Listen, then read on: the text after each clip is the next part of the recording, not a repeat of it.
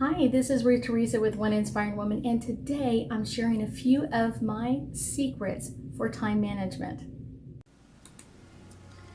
Hi, my name is Ruth Theresa with One Inspiring Woman. I'm an intuitive psychic medium here in the Sugar Land area.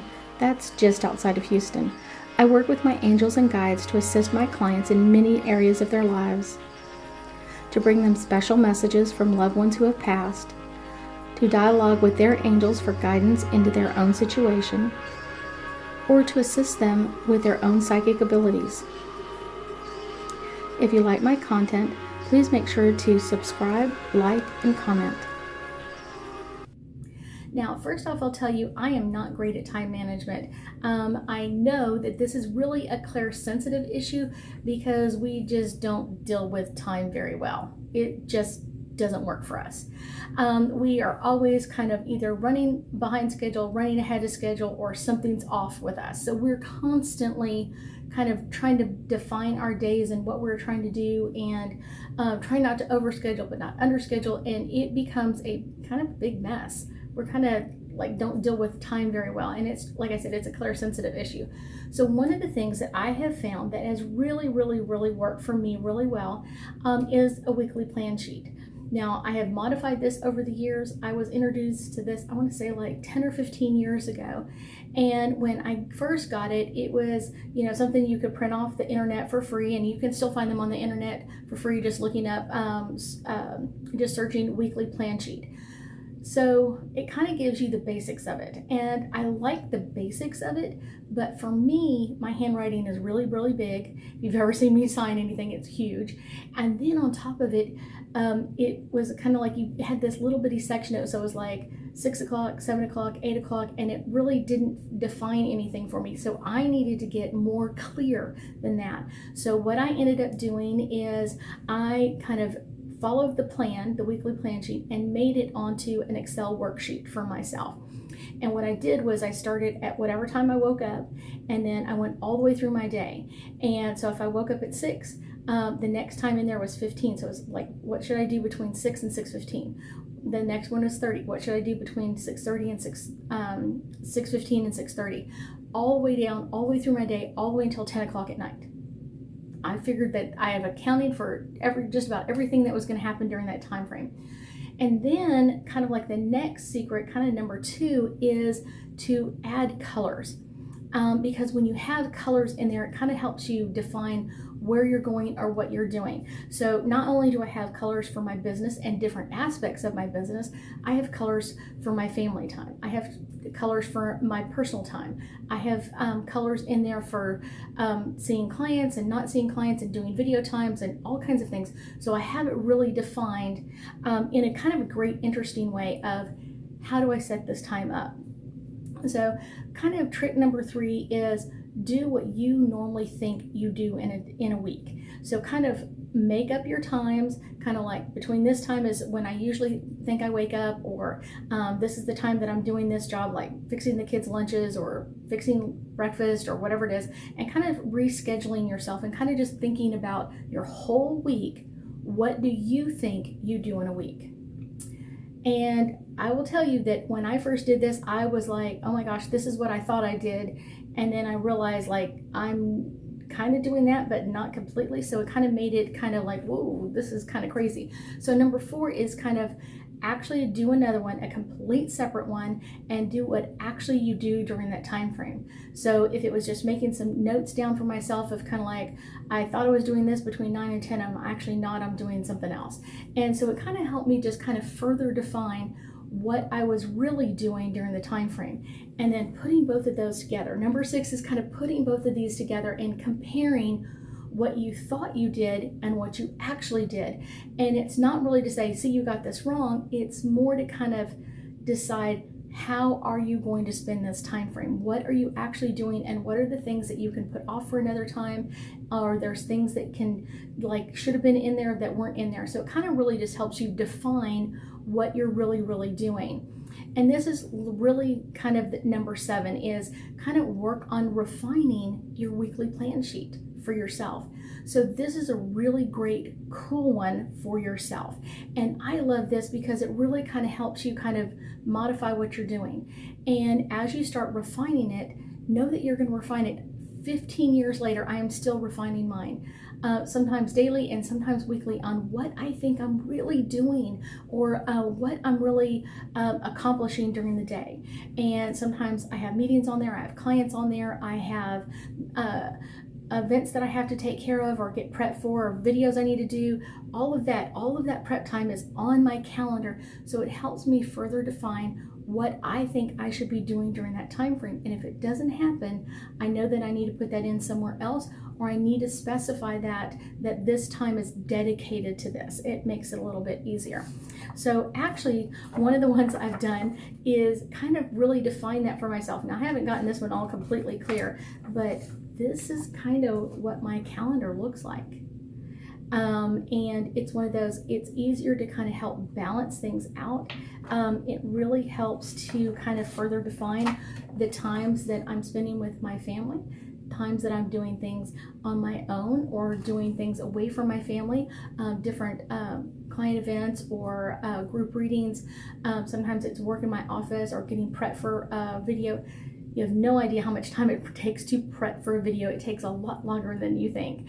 And it kind of is always, the eighth one is always like, add time for yourself, because I guarantee you there is so many times in a day that we kind of leave ourselves off the calendar. We don't schedule girlfriend lunches, or we don't do this, and we kind of just keep going and going and going, especially our clairsensitives. We kind of put ourselves very last on the list.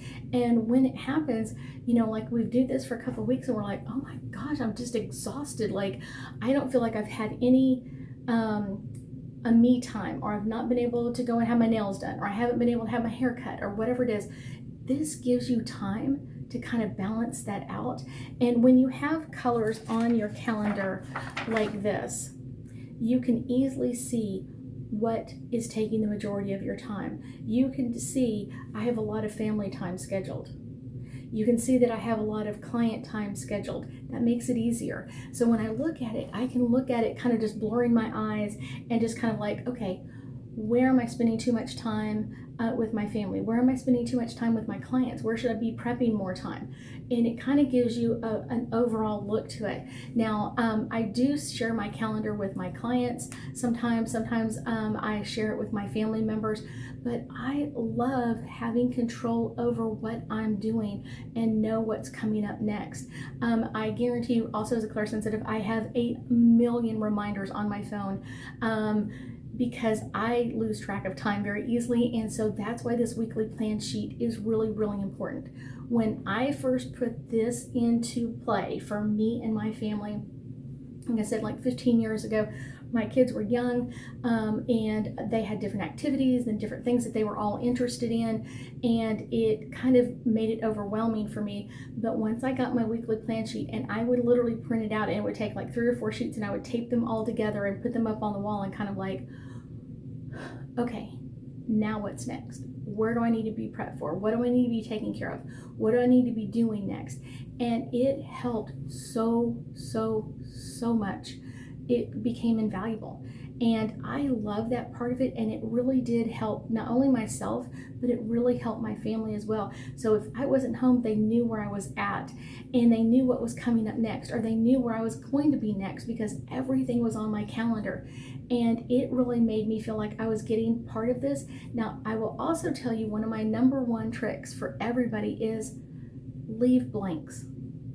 Don't schedule yourself so much that you're running from one event to the next event to the next event. Give yourself a break in between. If you can, make sure that you have 15 or 20 minutes or 30 minutes of just like, I got time. Even if you're driving from one place to another, put drive time in there if that is something that you need to account for. It makes it easier, and it makes it easier instead of like, this ends at 4 o'clock and I need to be here at 4 o'clock. That doesn't work. if they're across town. So that gives you a little bit more leniency on it. And I guarantee you it has helped not only me, but it's helped many, many, many of my clients kind of get a better grasp of how to schedule themselves, how to have free time for themselves, and really how to balance their work-life schedule. One of the things that my family loves is that many, many years ago when my kids were young, my daughter's teacher asked, well, oh, can your parents bring in some type of ruler or something like that? And my daughter raised her hand and said, my mom shops today and she's already been shopping, so she won't buy it until next week. That's how important my weekly plan sheet was for myself and for my family, because my family knew if they didn't put it on the list prior to that day of grocery shopping, I didn't grocery shop any other day, because otherwise you spend 3 days or 5 days a week going back to the grocery store for what you got. So I planned out our meals, everything on there. Everything was on there. What we were going to do, where we were going to go, if we were going to eat out, everything was on there. So my kids knew where I was going to be. So did my husband, my family, everybody knew. And it made it much easier. It made my life much easier. But let's pull a couple of angel cards and let's get us a little bit deeper insight into this. So the first one is Soulmate. It's one of those, so many times we don't put ourselves on there, but we don't put time with our soulmate either. We're not spending time with our husband or spouse, our boyfriends or girlfriends. It's like, put that on there. That's just as important as anything else. And schedule some dates. Schedule some time, just you and that person. If that's getting a babysitter, do it. If it's getting time away, do that. But make sure that you're scheduling that time so that you have that connection back to each other. That's really important. As calendars get busy and things start to happen, it's one of those, it's really important that you have that already on there. New beginnings. This can be a new beginning for you to start with a weekly plan sheet.